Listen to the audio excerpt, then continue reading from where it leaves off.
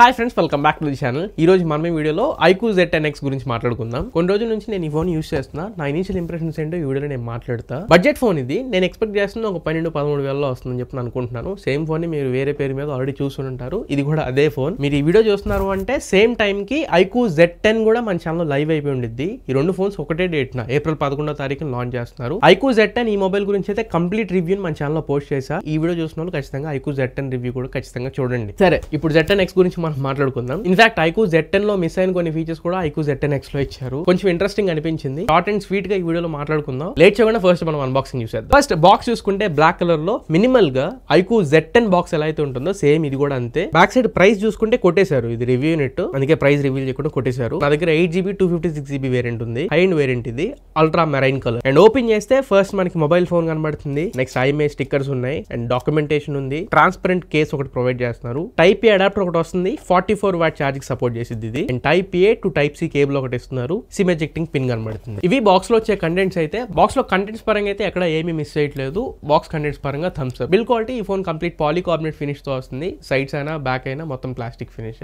ఈ బడ్జెట్ లో ఇంకా అంతకుమించి మనం ఎక్స్పెక్ట్ చేయలేము. స్కాట్ సెన్సేషన్ ప్రొటెక్షన్ తో వచ్చింది ఫ్రంట్ గ్లాస్. అండ్ ఈ phone military grade standard protection కూడా ఉంది. ML810H ప్రొటెక్షన్ ఉంది. Different scenarios, temperatures and situations లో కూడా ఈ ఫోన్ సర్వైవ్ అవ్వగలదు. అండ్ డ్రాప్ రెసిస్టెన్స్ కూడా కొంచెం ఎక్కువ ఉంటుంది. IP64 స్ప్లాష్ రెసిస్టెంట్ కూడా సపోర్ట్ చేసింది. పర్లేదు, సాలిడ్ బిల్డ్ క్వాలిటీనే. And phone comfort and weight distribution వీటి పరంగా అయితే ఇది 204 grams తో వస్తుంది. దీని మెయిన్ USP ఇందులో బ్యాటరీ 6500 mAh బ్యాటరీ ఉంటుంది. ఆ బడ్జెట్ లో ఈ వీడియో చేస్తున్నంత వరకు అయితే ఇదే. ఇంకొక ఫోన్ కూడా ఉంది, అది కూడా వెళ్తే అనుకోండి. Massive battery 6500 mAh. ఇంకో 4 రోజుల్లో వేరే బ్రాండ్ నుంచి కూడా వచ్చేస్తాయి ఇంతే పెద్ద పెద్ద బ్యాటరీలు. ప్రస్తుతానికి అయితే ఆ 6500 mAh బ్యాటరీ వల్ల ఇది 203 grams ఆఫ్ వెయిట్ తో వస్తుంది. కొంచెం చేతుల్లో హెవియర్ సైడే ఉండిద్ది. కేసు వేసినప్పుడు ఇంకొంచెం పెరుగుతుంది బరువు. కాకపోతే స్లిమ్ గా ఉండిద్ది. ఎక్కడ మీకు బల్కీగా పెద్ద లావు ఫోన్ మనం యూస్ చేస్తున్నట్లయితే ఏమనిపించదు. ఇంకా పర్ఫార్మెన్స్ అండ్ ప్రాసెసర్ పరంగా అయితే ఇది MediaTek Dimensity 7300 ప్రాసెసర్ తో వస్తుంది. మంచి ప్రాసెసర్. ఆ బడ్జెట్ లో ముఖ్యంగా ఇది 15,000 రూపాయల లోపల, ఏదో 13,000 అనుకుంటున్నా. ఆ బడ్జెట్ లో వస్తే మాత్రం ఖచ్చితంగా Dimensity 7300 ప్రాసెసర్ మంచి processor. 2.5 GHz primary clocking speed ఉంటుంది. దీంట్లో Antutu scores and CPU throttling test కూడా చేశాను. Antutu అరౌండ్ 6 lakhs పైన స్కోర్ చేసింది. అండ్ 93% CPU థ్రాట్లింగ్ టెస్ట్ లో థ్రాటిల్ అయింది. టెక్నికల్ గా మాత్రం బాగానే స్కోర్ చేసిందని చెప్పొచ్చు. ఈ బడ్జెట్ లో Antutu అయినా CPU అయినా. అండ్ రియల్ లైఫ్ గేమింగ్ ఆడ చూసారు, BGMI గేమ్ ని 60 FPS లో హ్యాండిల్ చేస్తుంది. స్మూత్ ఎక్స్ట్రీమ్ వరకే. ఈవెన్ Z10 అయినా స్మూత్ ఎక్స్ట్రీమ్ వరకే సపోర్ట్ చేస్తుంది. 90 FPS సపోర్ట్ రెండు ఫోన్స్ లో ఏం తీసుకురాలేదు. ఫ్యూచర్ లో కూడా ఈ ఫోన్ లో తీసుకొని రాకపోవచ్చు. వస్తే వెళ్ళండి. గేమింగ్ ఎక్స్పీరియన్స్ ఎలా ఉంది అంటే నడిచిద్ది. ఈ బడ్జెట్ లో ఉన్న ఫోన్స్ లో గేమ్స్ ఆడుకోవడానికి ఇది కూడా ఒక ఫోనే. కాకపోతే మీరు 20,000లోనో 25,000లో ఆడుకుంటున్నట్లు మీరు ఎక్స్పెక్ట్ చేస్తే మాత్రం అంత పెట్టుకోమాకండి. గేమింగ్ అయితే బానే ఉంది. FPS లో బానే హ్యాండిల్ చేస్తుంది. And RAM and ROM configurations, multi tasking పరంగా కూడా థమ్స్ అప్ ఇవ్వాలి దీనికి. మల్టీ టాస్కింగ్ ఈవెన్ BGMI లాంటి యాప్ ను కూడా మెమరీలో ఉంచుకుంటుంది. మెమరీ మేనేజ్మెంట్ పరంగా నేను ఎక్కడ డిస్టర్బ్ అవ్వలేదు. యాప్ రీలోడ్ అవ్వట్లేదు, బట్ గేమ్ నుంచి అయితే బయటకు వస్తారు. మల్టీ టాస్కింగ్ పరంగా మాత్రం నాకు ఇక్కడ ఈ ఫోన్ ఇబ్బంది అనిపించలేదు. And RAM and ROM configurations LPDDR4X UFS 3.1 storage types తో వస్తున్నాయి. నేను మీట్ జరుగుతున్నప్పుడు వీళ్ళని కావాలని చెప్పి క్వశ్చన్ చేశా. Z10X లోనేమో UFS 3.1 ఇచ్చారు, Z10 లోనేమో UFS 2.2 ఇచ్చారు. ఇదేం లాజిక్ అని చెప్పి వీళ్ళు మెన్షన్ చేసింది. Z10 లో Snapdragon 7S Gen 3 processor use చేసాం. దీన్ని ఆప్టిమైజ్ చేసిన ప్రకారం మేము ఏదైతే అవుట్కమ్ ఎక్స్పెక్ట్ చేస్తున్నామో అది UFS 2.2 తో మేము లీడ్ చేయగలిగాం. సో 3.1 అక్కర్లేదు. దీనికి Dimensity 7300 కదా, దీంట్లో కాన్ఫిగరేషన్ కొంచెం బెటర్ ఉంటే మేము ఇంకొంచెం బెటర్ ఎక్స్పీరియన్స్ ఇవ్వగలం. అందుకని 3.1 ఇచ్చామన్నట్లు చెప్తున్నారు. లాజిక్ పర్లేదు, వర్కౌట్ అయింది. కాకపోతే అందులో కూడా UFS 3.1 ఇచ్చుంటే బాగుండేది. తక్కువ రేట్ లో అయినా కానీ UFS 3.1 ఇస్తున్నారు. అండ్ ఇంకొక ప్లస్ పాయింట్ దీనికి Type-C 2.0 జనరేషన్ పోర్టే. Type-C పోర్ట్ పరంగా కానీ హార్డ్ డిస్క్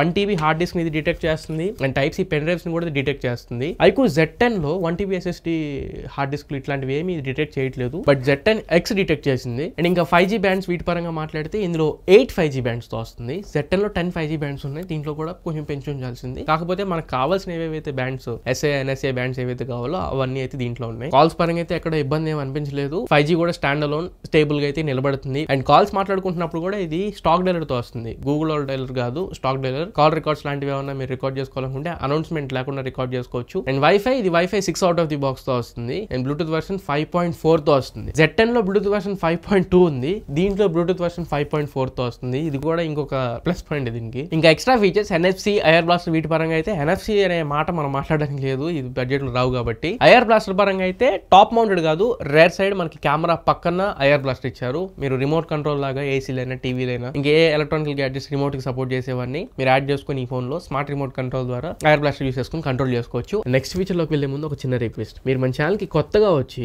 కంటెంట్ ఎక్కడో చూసి మీకు వర్త్ ఉంది కంటెంట్ కంటెంట్ అని మీరు ఫీల్ అయితే మాత్రం ఖచ్చితంగా ఛానల్కి సబ్స్క్రైబ్ అవ్వండి. ఇలాంటి జెన్యూన్ అండ్ ఆనెస్ట్ కాంటెంట్ మీ ముందుకు తీసుకొస్తూనే ఉంటా. మన ఈ ఇయర్ టార్గెట్ 2 lakhs సబ్స్క్రైబర్స్. మీరు చూసిన వాళ్ళు కంటెంట్ నచ్చి వర్తుంది అనిపించిన వాళ్ళు సబ్స్క్రైబ్ చేసుకుంటే చాలు, మన టార్గెట్ ఈజీగా రీచ్ అయిపోతాం. ఇప్పుడు మనం దీంట్లో డిస్ప్లే గురించి మాట్లాడుకుందాం. ఈ ఫోన్ లో ఏదన్నా మనం వంక పెట్టకుందంటే అది డిస్ప్లేనే. 0.72 inch స్క్రీన్ తో వస్తుంది. ఇది flat LCD display, 120 Hz refresh rate ఉంటుంది, ఫుల్ హెచ్డి ప్లస్ డిస్ప్లేనే, బట్ ఎల్సిడి డిస్ప్లే, ఆమ్లెట్ కాదు. హెచ్ఆర్ కాంటెంట్ స్ట్రీమ్ చేసుకోవచ్చు, యూట్యూబ్ లో హెచ్ఆర్ వీడియోస్ ప్లే అవుతుంది, అమెజాన్ ప్రైమ్ లో హెచ్డి కాంటెంట్ స్ట్రీమ్ చేసుకోవచ్చు, వైడ్ వన్ L1 సపోర్ట్ ఉంది కాబట్టి. అండ్ ఇన్ఫాక్ట్ దీంట్లో ఆల్వేస్ ఆన్ డిస్ప్లే కూడా సపోర్ట్ ఉంది.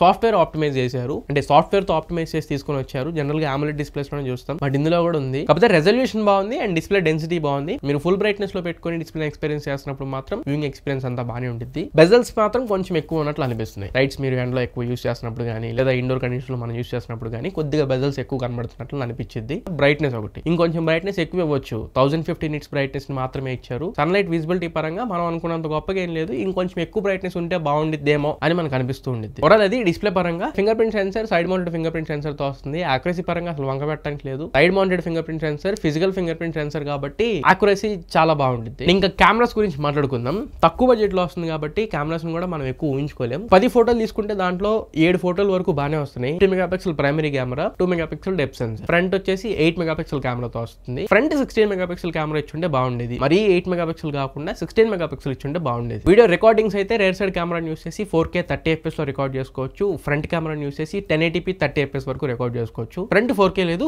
రేర్ సైడ్ కెమెరాకి 4K సపోర్ట్ ఉంది. ఫోటోస్ అయితే డైలైట్ కండిషన్ లో పర్లేదు, బాగానే క్యాప్చర్ చేసింది. ఈ బడ్జెట్ లో చెప్తాను నేను. డీటెయిల్స్ అవి కొద్దిగా కనబడట్లేదు, షార్ప్నెస్ లెవెల్స్ అన్ని ఎక్కువ కనబడట్లేదు. అలానే స్కిన్ టోన్స్ కూడా ఏదో సదిరేస్తుంది. కానీ ఫ్రంట్ ఫేసింగ్ కెమెరా పరంగా కూడా అంతే. 8 MP కెమెరా కాబట్టి మనకు అంత గొప్పగా అనిపించట్లేదు. సో ఈ పక్క పెట్టేద్దాం. వీడియో శాంపుల్స్ కూడా ఒకసారి చెక్ చేయండి. Daylight rare video camera sample అయితే మనకు ఉపయోగపడింది. లో లైట్ లో మళ్ళీ అంత అనిపించట్లేదు. ఇంకా ఫ్రంట్ ఫేసింగ్ కెమెరా గురించి అయితే మాట్లాడక్కర్లా. ఇంకో మేజర్ మైనస్ దీనికి OIS సపోర్ట్ లేదు, ఆప్టికల్ ఇమేజ్ స్టెబిలైజేషన్ లేదు, నార్మల్ కెమెరా మాత్రమే.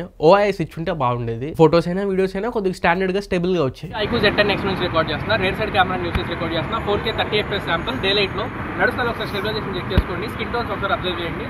డైరెక్ట్ సన్లైట్ నా మీద పడుతుంది, harsh light and background colours కూడా ఒకసారి అబ్జర్వ్ చేయండి. వీడియో iQOO Z10X నుంచి రికార్డ్ చేస్తున్నా. ఫ్రంట్ ఫేసింగ్ కెమెరా యూస్ చేసి రికార్డ్ చేస్తున్నాను. 1080p 30 FPS రికార్డ్ అవుతుంది. స్టెబిలైజేషన్ అన్ని ఒకసారి చెక్ చేసుకోండి. ఫ్రంట్ 4K సపోర్ట్ దీనికి లేదు. iQOO Z10 ఉంది, Z10X లో అయితే లేదు. ఫ్రెండ్స్ ఈ వీడియో iQOO Z10X నుంచి రికార్డ్ చేస్తున్నా. రేర్ సైడ్ కెమెరా యూస్ చేసి రికార్డ్ చేస్తున్నా. 4K 30 FPS రికార్డ్ అవుతుంది. నైట్ శాంపుల్ ఇది, టైం అరౌండ్ 10 o'clock 11 o'clock అవుతుంది. ఫ్రెండ్స్ ఈ వీడియో iQOO Z10X నుంచి రికార్డ్ చేస్తాను. ఫ్రంట్ ఫేసింగ్ కెమెరా యూస్ చేసి రికార్డ్ చేస్తున్నా. 1080p 30 FPS శాంపుల్ ఇది. 4K రికార్డింగ్ ఫ్రంట్ ఫేసింగ్ కెమెరాకు ఉండదు.